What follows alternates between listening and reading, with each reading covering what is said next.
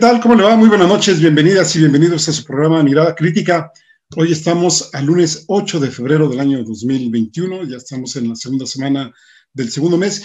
Hoy vamos a hablar de dos temas, uno el de Andorra y por supuesto el tema de las vacunas, de la que pues hay muchísimos dimes y diretes. Vamos a hacer una pequeña aproximación al análisis de cómo está la situación en México y en el mundo. Pero vamos a empezar con lo de Andorra, ¿no? Lo titulamos este segmento El ejemplo del saqueo por dentro y por fuera del país. Andorra, como usted sabe, es un país que está al norte de España y al sur de Francia, tiene menos de 80,000 habitantes, es muy pequeño, son 500 kilómetros cuadrados, imagínense, Chiapas tiene 75,000 kilómetros cuadrados, ¿cuántas veces cabría Andorra ahí? Pero pues además de ser un lugar con muchas ofertas y muchos comercios, es muy famoso porque la gente ahí acude a comprar cosas, pues ha sido uno de los lugares favoritos para quitar capitales, pero fuertes, ¿eh? Y esto por parte de empresarios, de políticos, de artistas y gente de otro tipo de negocios, pues porque ahí históricamente se han dado facilidades y ofertas de algunos bancos, en concreto algunos, por ejemplo, el de hoy vamos a señalar el Banco Privado de Andorra, que pues ahí ahora sí que jalan mucho la atención para invertir grandes cantidades de dinero con la total discreción, esto vamos a ponerlo entre comillas, y por supuesto una opacidad muy grande para eludir a los órganos reguladores. Ahí se tenían, o podríamos preguntarnos, se tienen escasos mecanismos de control y está también pues, el secreto bancario ahí en algunas de estas instituciones. Pero pues una operación contra el blanqueo de capitales y de una investigación de carácter internacional contra el fraude financiero, no desde Andorra, sino desde Estados Unidos y desde el gobierno español, permitió documentar precisamente la existencia de lo que nos concierne a nosotras y nosotros como mexicanos, nada más una pequeña cantidad de 48,000 millones de pesos, que serían el equivalente a 2,000 millones de euros, 2,000 millones de euros o 48,000 millones de pesos, como usted quiera. Esto pues en este paraíso fiscal que le proporcionaba este banco y que ahora, producto de esta operación y de esta investigación, están incautados. El dinero estaba depositado en cuentas bancarias que a su vez formaban parte de los fondos de este banco, que es una entidad financiera, está intervenida desde 2015 por la supuesta ilegalidad de sus operaciones. ¿Y por qué estaba intervenida o por qué estaban estas investigaciones? Pues porque no son nuevas, ¿eh? Les decía, esto es histórico, ¿no? En el caso que nos concierne, porque ve que hasta 2015 los depósitos se hacían con relativa facilidad e impunidad, hasta que, les decía, esta investigación abierta por los sistemas de inteligencia y de espionaje advirtieron que desde ese banco se estaban realizando numerosos delitos de blanqueo de capitales con fuertes indicios de que gran parte de ese dinero provenía del crimen organizado, la corrupción política y la malversación. Estos mexicanos y mexicanas a las que les incautaron el dinero, 23%, imagínense, habría que dividir 48,000 millones de pesos, cuánto les toca a cada uno de ellos, que ya sabemos que unos tienen más y otros menos, pues también podríamos preguntarnos, eso es lo que tienen en Andorra, eso es lo que tienen en el Banco Privado de Andorra, pero ¿cuántos más tendrán diversificado como en otros lugares? ¿Qué les parece en Panamá? Recuerdan ustedes los Panama Papers, están las Islas Caimán, está Gibraltar, está Mónaco, está Suiza, bueno, sitios que ya sabemos ahí, pues les van a proteger su dinero contra viento y marea lo más que puedan, justamente para traer este tipo de capitales y desde ahí, pues financiarlos, moverlos, ahora sí que jinetear el dinero y ahí pues todo el mundo contento, me refiero a los inversionistas y los bancos, porque los demás pues sí que somos desfalcados como países. Así ocultan su dinero, no pagan impuestos y no revelan su procedencia para mantenerlos fuera del alcance de la autoridad recaudadora y ocultar su procedencia. Son en su mayoría los que saquean, por un lado, a la nación, que son los llamados de cuello blanco, que pues para nada cumplen los estereotipos que nos muestran las series de narcotráfico, ¿no? Se pueden ustedes la serie de Narco México, Narco Colombia, etcétera, y que pues muy probablemente usted, yo, nosotros es que podríamos conjugar en todos los verbos, pues por un lado hacemos ciertos estereotipos, ciertas estigmatizaciones de cómo son los narcos, mientras que los que no lo son no cumplen esos estereotipos, pues están muy contentos de que nos fijemos en otra serie de, pues, de características personales, individuales, grupales, y pues como nadie voltea a verlos, pues usualmente no son vigilados y se mantienen ahí invisibilizados mientras siguen haciendo sus negocios. De acuerdo con información del corresponsal de la jornada, Armando Queda, el dinero, les decía, supuestamente pertenece a 23, vamos a llamarlo, empresarios o inversionistas de México. Vamos a saber de cuántos países más, ¿no? Pero estamos en el caso de México.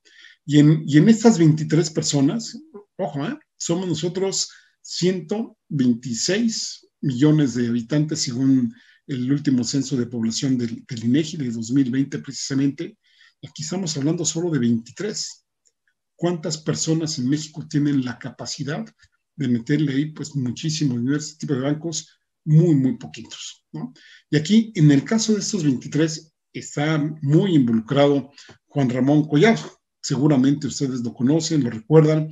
Él es el abogado de confianza del expresidente Enrique Peña Nieto, o era su abogado de confianza. Y recordemos que Collado fue detenido en julio de 2019 por varios delitos, ninguno relacionado con esto hay que decirlo, si bien pues, se le acusa de delincuencia organizada y apropiación de recursos ilícitos.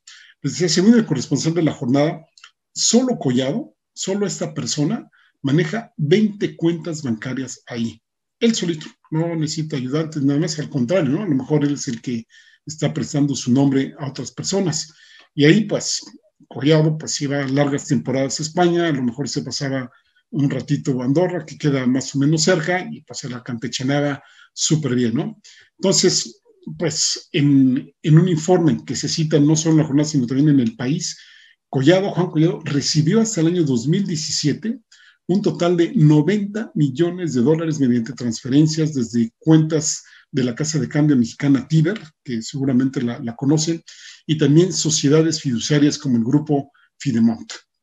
En ese informe, que es supuestamente confidencial de la policía de Andorra, se desliza la idea, vamos a dejarlo ahí porque no hay pruebas contundentes aún, de que Collado, les decía, pues ha hecho el papel de testaferro, mejor conocido como de prestanombres, y ahí en ese informe, ahí sí textualmente citan, una parte de los fondos ingresados podrían tener su origen en la actividad delictiva, teniendo en cuenta la naturaleza del investigado y sus influencias en las esferas del poder.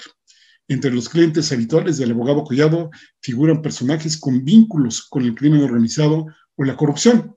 Ahí están, como diría Joan Manuel Serrat, que siempre lo andamos citando cada rato, pues, lo mejor de cada casa, ¿no? Ahí está, qué decir, el líder sindical Carlos Romero de Champs, ¿no? Una persona finísima, sin ninguna acusación de fraude, ni mucho menos, lleva un historial impecable. Ahí está también el exgobernador de Quintana Roo, yo no sé por qué lo tienen preso, se llama Mario Villanueva. Ahí está también Raúl Salinas de Gortari, ese hermano de Carlos Salinas de Gortari, también no sé por qué le llamarán el hermano incómodo, ni mucho menos, pero ahí está también él, ¿no? Aquí, por ejemplo, Carlos Fernández Vega, en una de sus columnas de la jornada, nos recuerda que estas personas, la gran mayoría se mantienen libres, están felices, impunes, por supuesto, continúan seguramente ganando dinero y financiando campañas. Esto también habría que subrayarlo o investigarlo. Pues, ¿para qué financian campañas? Pues para tener ahí gente que les haga el lobby, gente que les haga pues ciertos mecanismos de protección para que no los vigilen y pues ya tengan ahí digamos, sus escudos, y no solo eso, sino también las puntas de lanza, digamos, sus caballos de Troya, para tratar de desestabilizar al país, al gobierno en turno, cuando empiecen a sentirse afectados por sus intereses. Bien, podríamos preguntarnos en este contexto, ¿qué sucedió con las y los mexicanos evidenciados, por ejemplo, en los Panama Papers, o en el Swiss Lake, o en el Paradise Papers? Y bueno, ¿cuántos hallazgos más sobre lavado de dinero, evasión fiscal? Pues muchísimo, ¿no? Tanto dentro del país como, digamos, de gente que los ha estado enviando recursos hacia afuera. Y aquí es interesante, bueno, no interesante, es importante destacar que la misma Procuraduría General de la República, en tiempos de Enrique Peña Nieto, pidió, por un lado, que ya dejaran en paz a Juan Collado en España, que ya no lo investigaran, pero también en algún momento que le congelaron cuentas por allá, el gobierno mexicano pues hasta mandó funcionarios a Andorra precisamente a procesar hacer todo lo necesario que hubiera que hacer para que les descongelaran sus cuentas bancarias, y así sucedió. ¿Por qué de 2015 a ahora? Pues porque hubo cambio de gobierno. Seguramente si estuviera ahorita José Antonio Meade o Anaya, Canallín, como ustedes le quieran decir, en el gobierno, a lo mejor ni nos enteraríamos de este tipo de casos. Parece ser que sí es, ¿no? Volviendo al tema de la jornada de este Tejeda, que es el corresponsal de ellos, queda detalle que a cada uno de los 23 empresarios o financieros, o las dos cosas, mexicanos o mexicanas, pues se le habrán incautado, el que menos se le incautaron fueron 5 millones de euros. Multiplíquele 5 millones más o menos por 25, y estamos hablando de unos 125 millones de pesos, ¿no? Más o menos que ese tipo de cambio actual, ¿no?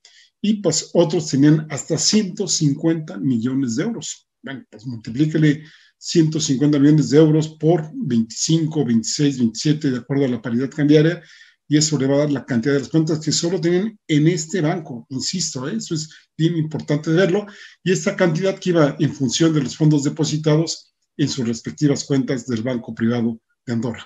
Esto, insistimos, hay muy fuertes evidencias de que provenía del blanqueo de dinero, del crimen organizado, de la corrupción política y de la malversación.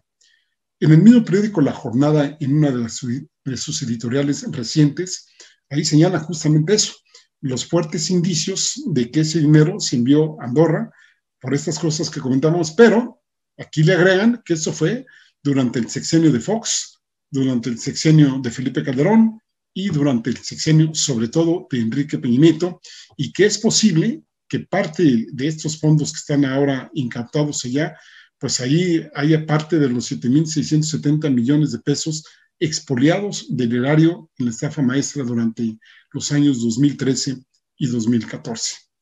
Aquí la pregunta es, bueno, ¿qué tanto va a recuperar el gobierno mexicano de toda esa riqueza? Esperemos que se recupere, esperemos que haya procesos fuertes, bueno, que haya una mejor actuación de la Fiscalía General de la República, de la Secretaría de Relaciones Exteriores y de los organismos institucionales que tengan que funcionar ahí. Aquí la secretaria de Gobernación, Olga Sánchez Cordero, dijo que de probarse que esos recursos pertenecen al Estado mexicano, ¿a poco se dudaría de eso, no? Dice, y concretarse la incautación a quienes lo sacaron del país, el gobierno deberá tomar las acciones conducentes para que sean devueltos a su legítimo dueño, que es precisamente el pueblo de México. También habría que insistir, habría que intentar recuperarse los que están en otros países, y no solo en otros países, sino aquí mismo en el país. Y por supuesto, investigar, encontrar a los responsables y terminar con la impunidad como la que han tenido hasta ahora. De manera adicional, decir que hay más de 80,000 millones de dólares resguardados en el sistema bancario de Estados Unidos. Váyanle sumando, las cantidades son, de verdad, pobre país. Yo no sé cómo México ha podido soportar tanto saqueo de tantas administraciones que han pasado por aquí y que pues, se han servido de ellas, ¿no? E insisto, si estamos hablando del Banco Privado de Andorra, de los 80,000 millones de dólares en el sistema bancario de Estados Unidos, pues hay otros países en donde también se tiene, ¿no? Ya estamos algunos, ¿no? Mónaco, Suiza, Panamá, etcétera, ¿no? Entonces aquí las preguntas es si podrá este gobierno terminar con este tipo de situaciones, y eso, insistimos, en lo externo, pero en el plano interno, pues cuánto dinero se le condonó a determinados empresarios. No nos acaban de dar a conocer que, por ejemplo, las empresas de Ricardo Salinas Pliego, que según la jefa del sistema de administración tributaria, Raquel Buenrostro, deben alrededor de 32,000 millones de pesos, dijo ella, en montos históricos, que si se actualiza esta cifra, digamos, pues ahora sí que al momento, pues perfectamente podrían alcanzar los 40,000 millones de pesos solo por concepto de omisiones del impuesto sobre la renta, actualizaciones, recargos y multas del ejercicio fiscal 2011. En otra de sus columnas, Carlos Fernández Vega, también de La Jornada, nos cuenta que entre 2017 y 2019, estamos hablando de 3 años, un grupo de empresarios evadieron y defraudaron al fisco con alrededor de 60,000 millones de pesos, también por conceptos de impuestos sobre la renta, sin que ello signifique que hacia atrás no lo hicieran, es decir, que de 2016 hacia atrás, pues tampoco hubieran hecho uso o no hubieran hecho uso de este recurso y que, pues ya sabemos, en las anteriores administraciones no eran molestados para nada. Al contrario, ¿no? Habrán actuado como cómplices de esos gobiernos. Según el SAT, el monto calculado en estos 3 años que les estoy diciendo de impuestos sobre la renta, para 2017 fue de 17,681 millones de pesos. Para 2018, 20,268 y para 2019, 22,017 millones de pesos. Y ahí justamente ya está el SAT sobre estas cuentas, ¿no? Volviendo precisamente a Raquel Buenrostro, pues, ella habló en una entrevista, esta la concedió allá a los periodistas que conducen Álvaro Delgado y Alejandro Páez, y ahí mencionó que usualmente algunos empresarios recurren a varios juicios para tratar de ganarle al SAT y no pagar nada o pagar lo menos posible. Y citó precisamente el caso de Electra, que lo comentó en octubre de 2020, al cierre de enero de 2021, el Tribunal Fiscal de la Judicatura confirmó 3 créditos fiscales en su contra, que suman más de 25,000 millones de pesos, pero dichas sentencias son impugnables mediante amparo directo ante un tribunal colegiado de circuito y eventualmente ante la Suprema Corte de Justicia de la Nación. Y aquí pues ya llevan varios juicios en primera instancia, otros en segunda instancia, y ahí van. Es una cadena de ver quién se cansa primero, de moverle las influencias en los que están estos procesos, y bueno, como ya saben moverle estas cuestiones, que por eso pues hacen muchas de estas leyes, están viendo a ver cómo le ganan al gobierno actual. Y ahí está también, oh sorpresa, el caso nada más y nada menos que Mexicanos contra la Corrupción y la Impunidad. Sí, hay que reconocerle que esta organización ha denunciado muchos actos de malversación de fondos, de robos, de saqueos, etcétera. Pero fíjense, esta organización sabemos que fue creada por Claudia X González Guajardo, que también es una de las cabezas de obra de la organización que se llama Sí por México, que van precisamente pues, uniendo al PAN, al PRD y al PRI, precisamente en contra del gobierno actual. Y esta, pues ya sabemos, esta organización ha investigado al gobierno, no solo al actual, sino también a pasados, pero curiosamente nunca ha investigado a la cúpula empresarial. Parece ser que su objetivo es simple y sencillamente las actuaciones gubernamentales, pero dejando a salvo precisamente pues, todos los actos de corrupción que pudiera tener la iniciativa privada, que los hay, ¿eh? Recordemos que toda esta de la corrupción no es privilegio del gobierno en turno, es también pues del que da y del que recibe en acciones, ahora sí que de mutua beneficencia, ¿no? Por decirlo de alguna forma, ¿no? Bueno, pues Raquel Buenrostro menciona, esta organización utiliza un entramado muy parecido al empleado por las empresas factureras para la evasión fiscal. ¿Qué quiere decir? Que uno supuestamente contrata un servicio, adquiere un bien y pues ahí se hace una factura y en ese momento pues ya esto uno lo puede deducir como empresa, depende de qué tipo de servicios, ¿no? Y esto pues sabemos que es de manera ilegal. Y dice la jefa del SAT, mediante ese mecanismo, dice, como una vía para la evasión fiscal, organizaciones no gubernamentales como Mexicanos contra la Corrupción y la Impunidad meten nóminas de personas inexistentes o con gente con interés, meten servicios que no existen, donativos que no son donativos, sino transferencias para otro tipo de acuerdos. Y esto pasa en organizaciones filantrópicas, como es el caso de la salud, la industria farmacéutica, organizaciones no gubernamentales que supuestamente donan equipos a un hospital. Mencionó el caso de una organización que donaba un mismo equipo 4 veces, digamos, lo prestaba a un hospital 2 meses, luego se lo regresaban, lo donaba a otro hospital otros 2 meses y así sucesivamente, y lo deducía 4 veces. En el caso de Mexicanos contra la Corrupción y la Impunidad, aquí Fernández Vega pregunta maliciosamente, ¿se investigarán a ellos mismos o se ampararán contra sí mismos para que nadie los investigue? ¿Usted cómo la ve? Vamos a una pausa y vamos a regresar a hablar precisamente de las vacunas anti-COVID. Ahora volvemos.